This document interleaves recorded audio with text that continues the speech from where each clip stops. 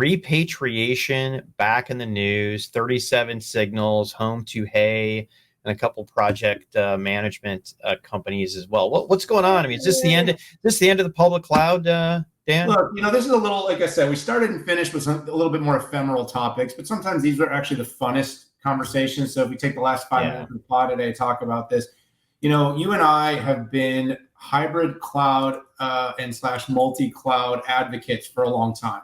And even though the market at one time said everything was going to the public cloud, we were very quick to say, no, it's not. And then obviously at some point, there was a bit of hype from, some folks at other analyst firms like IDC that were like, everything's going to get repatriated. And we were also like, no, not really. And that's not going to happen. Exactly. And so, what happened here, though, was an interesting article by one of the heads of technology and operations at 37 Signals. Basecamp is probably their most well-known product. And it came out that kind of why they're leaving the cloud. And this is a company that's spending millions of dollars on the cloud. And they decided to take everything back on-prem. So to give some credit to the repatriators, this is one case where repatriation seems to be working out.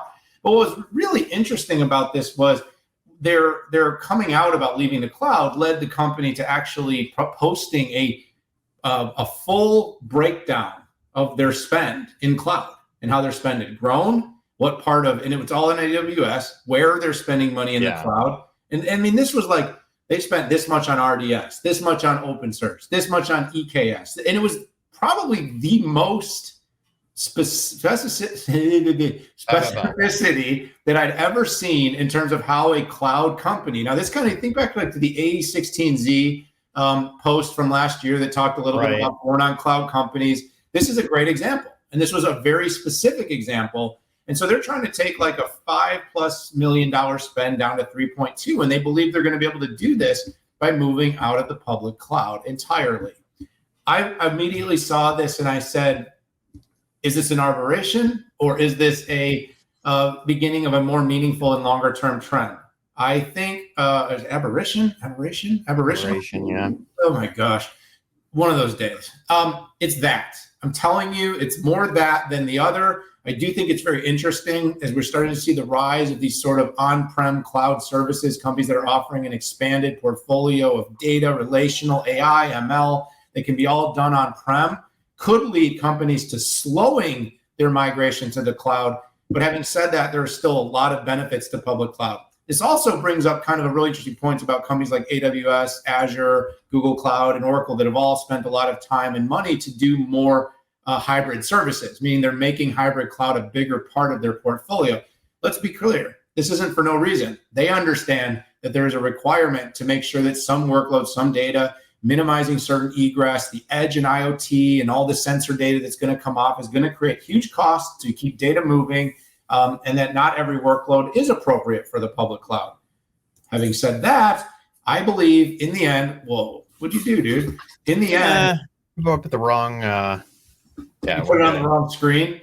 Anyway, the long term here is this is an extremely interesting debate. My opinion, though, is that for every company like a 37 Signals that's going to go fully back on-prem, what you're going to end up having is a lot of companies being careful, considerate, and using multi-cloud services to basically decide which workload needs to be on-prem, which can be in the cloud, how to keep data moving more efficiently. And I do think this is going to provide some level of challenge for big cloud providers to make sure that they're balancing pricing in such a way that the companies don't feel that there is a significant benefit to keeping services on-prem, as they're going to want to see data end up in the public clouds. But Pat, what I really loved about this was the visibility, the transparency, and the fact is that this is a discussion that is not over. But my call as an analyst is that in the end, hybrid will win out and public cloud will not slow significantly, even as they try to save costs in this practical austerity year we're in. Are you able to go, do you have a hard stop in 2 minutes? I do. Well, I can stop in 3 if that gives you enough time. Okay. No, it doesn't, but that's okay. I was going to pop up a bunch of slides, but the history of the cloud started in 2004. The AWS is Simple Queue, and then in 2006, it was Simple Storage S3. It had basically a decade head start on the hybrid cloud. And so therefore the momentum of the public cloud was just chugging. So And I would say that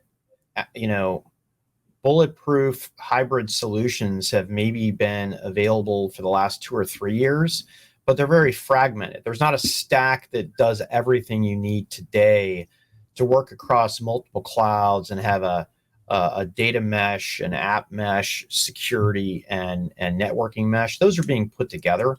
I do think this is the tip of the iceberg for some repatriation, but I still believe, though, the net workloads, there will be a lot more going to the public cloud than being repatriated. But as we see more, and by the way, I've always said that the public cloud was more expensive. This is not a revelation, folks. Everybody knew it. You don't go to the public cloud to save money. You go to the public cloud to be quicker, to simplify, to redo everything. So, I am I surprised at the huge cost savings? No. Could everybody do this? No. But I think more people, once the tools from VMware and Red Hat and Cloudera and HPE with what they're doing in GreenLake, as we move forward, I think there will be more people who will be rethinking this equation. Which, by the way, moving everything out of the public cloud, almost an impossibility for most folks. Okay, Exactly. It's going to be a blend of public, of private, and everything in between. So multiple public cloud. I think multi is going to get hot. yeah, there's a prediction, buddy. Oh, that's like a throwaway prediction, dude. Like, we all know that's going to happen. So Pat, AI is going to be hot in 2023. Yeah, but anyways, at some point, I do want to take you through the history of the cloud, what AWS was saying about private, public cloud pluses, public cloud challenges, hybrid cloud good, says AWS. AWS has the most hybrid services of any other. Here's what Walmart is doing. Here's how they did it. Here's the Andreessen Horowitz piece that you hit, and here are the folks that are building out hybrid multi-cloud. So, okay, I didn't actually get the full presentation, but I did get my slides in, and if anybody's interested in this discussion, let me know.